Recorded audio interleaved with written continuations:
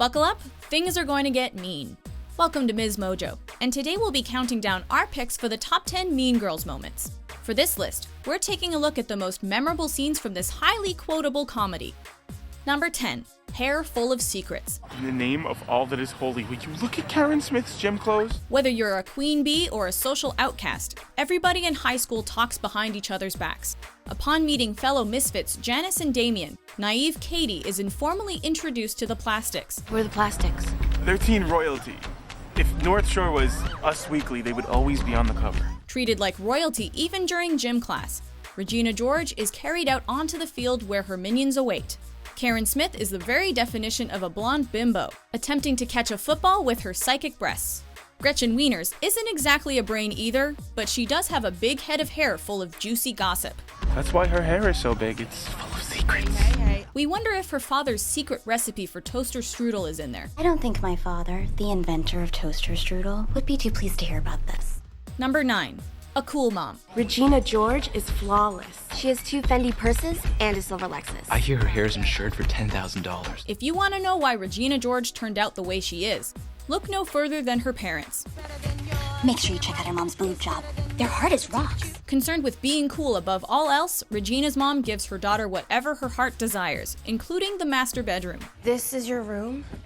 It was my parents' room, but I made them trade me. Amy Poehler nails it as a stereotypical Valley mom, treating her dog like an accessory and equipped with a rock-solid boob job.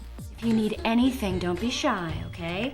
There are no rules in this house. I'm not like a regular mom. I'm a cool mom. Desperately wanting to be one of the popular girls, Regina's mom isn't the best role model, but at least she enforces drinking responsibly and safe sex. Is there alcohol in this? Oh God, honey, no. What kind of mother do you think I am? Why do you want a little bit? Because if you're gonna drink, I'd rather you do it in the house. As for Regina's father, let's just say he wasn't getting much use out of his bedroom anyway. You girls keep me young. Oh, I love you so much. Number 8. Hit by a bus. Vintage. So adorable. Thanks. That is the ugliest effing skirt I've ever seen. Regina George is such a biatch that you can't help but love her. Can I just say that we don't have a clique problem at this school? And some of us shouldn't have to take this workshop because some of us are just victims in the situation? At the same time, however, you can't help but want to slap her. You might even be tempted to push her into oncoming traffic. As tension reaches its boiling point, Regina prepares to tell Katie where she can shove her apology. Unfortunately, Regina fails to look both ways and is struck by a bus. Although this incident is foreshadowed from the beginning, it still completely takes us off guard. Katie even briefly tricks us into believing Regina's dead. And that's how Regina George died. No, I'm totally kidding. Despite Regina's horrible behavior, learning of her survival comes as a hilarious relief. Number 7. Four-way call. In a plot to take down Regina's army of skanks, Katie gets the queen bee to express her feelings towards Gretchen over the phone. She's not pretty. I mean, that sounds bad, but whatever. The spring fling queen is always pretty. Unbeknownst to the dieting Regina, her insecure friend has been listening on the other line. Gretchen wastes no time calling up Karen, who Regina so eloquently referred to as a slut. Crazy thing is that it should be Karen, but people forget about her because she's such a slut. The conversation comes full circle as Karen proceeds to blow off Regina, to which she says this hilarious line. I can't go out. I'm sick. Boo, you whore. Full of witty dialogue and unexpected reveals, this is easily one of the funniest scenes Tina Fey has ever scripted. Number 6. Heavy flow and wide-set vagina. I'm kind of psychic. I have a fifth sense. Mean Girls has no shortage of classic one-liners we still find ourselves referencing over 10 years later. Good. So it's settled. So you can go shave your back now.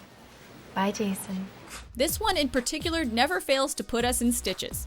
When all the female students are gathered to discuss their hurt feelings, a victim of the burn book gets the ball rolling. She shares just a little too much information though, discussing her tampons, virginity, menstrual cycle, and reproductive organs. Somebody wrote in that book that I'm lying about being a virgin because I use super jumbo tampons, but I can't help it if I've got a heavy flow and a wide-set vagina. Yeah, I can't do this. Suddenly, it becomes apparent to Principal Duval that he's out of his element. Luckily, Tina Fey knows a thing or two about lady problems. And this time, I want you to raise your hand if you have ever said anything about a friend behind her back.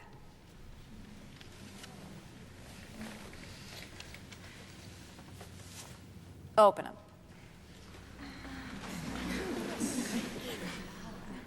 It's been some girl-on-girl crime here. Number 5. Katie meets the plastics. Wait. Sit down. Seriously, sit down. Why don't I know you? At first glance, the plastics might not seem like conventional bullies, especially to a homeschooled kid like Katie. Okay, you should just know that we don't do this a lot, so this is like a really huge deal. Behind their innocent smiles, though, are nothing but condescending comments and backhanded compliments. From Karen's confusion over Katie's skin color. So if you're from Africa, why are you white? Oh my God, Karen, you can't just ask people why they're white. To Gretchen's attempt to make fetch happen. It's so fetch. What is fetch? Oh, it's like slang from England. To Regina's use of the words shut up. Shut up. Shut up! I didn't say anything. Our official introduction to the plastics has one great moment after another. You're like really pretty. Thank you. So you agree? What? You think you're really pretty? Oh, I don't know. On the whole, this scene perfectly lays the groundwork for our favorite mean girls, who are required to abide by a strict set of fashion-related rules. On Wednesdays, we wear pink. Number 4.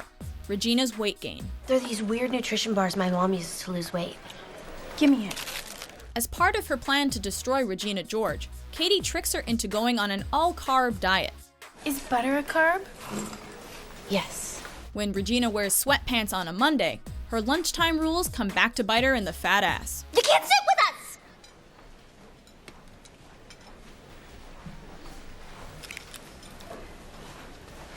These sweatpants are all that fits me right now.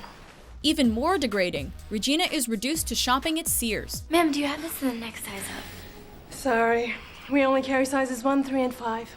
You could try Sears. Eventually, Regina discovers that the Caltine bars she's been eating aren't exactly nutritional. Coach Carr makes us eat those when we want to move up a weight class. What? They make you gain weight like crazy. Mother!